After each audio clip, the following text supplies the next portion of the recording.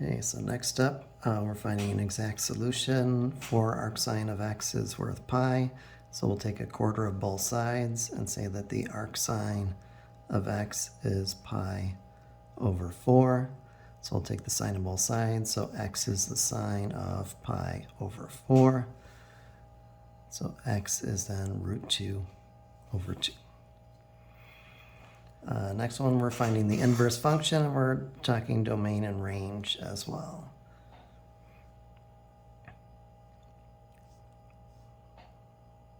So first I'll get out of function notation.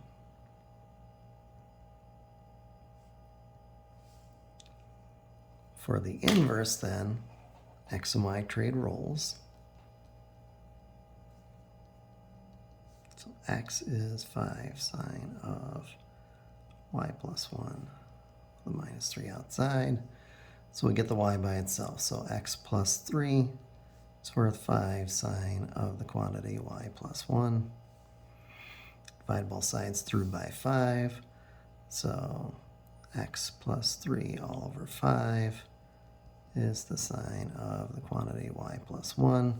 Take the arcsine of both sides, and y plus 1 is the arcsine of x plus 3 all over 5.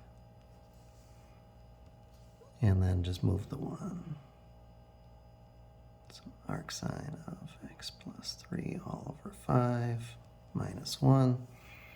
We started in function notation, so we'll end it in function notation.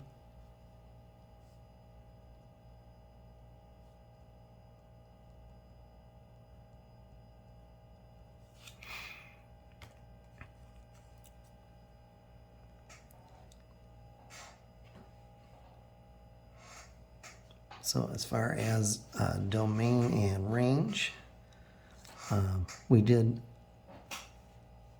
a sine function. So in the original, for f, if we just add y equals sine x, our domain would be minus pi over 2 to pi over 2.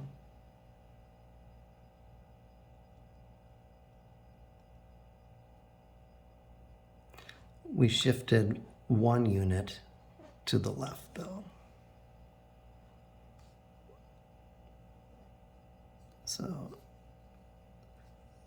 if the domain on sine x is minus pi over 2 to pi over 2, the domain on f is minus pi over 2 minus 1 to pi over 2 minus 1.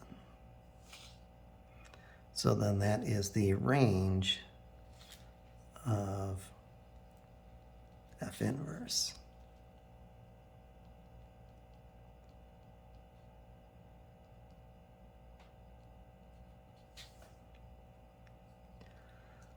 For the range of the original sine function,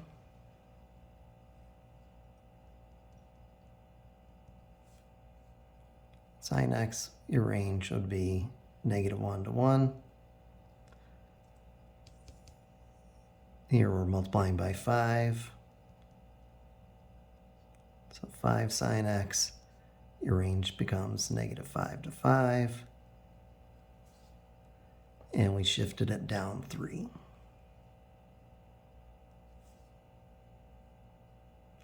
So -5 shifted down 3, -8. 5 shifted down 3 is 2. That is now our domain of f inverse.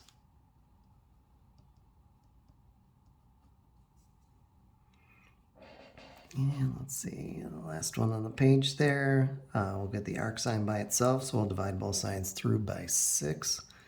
So the arcsine of 5x is a negative pi over 6. So we'll take the sine of both sides, so 5x is the sine of minus pi over 6.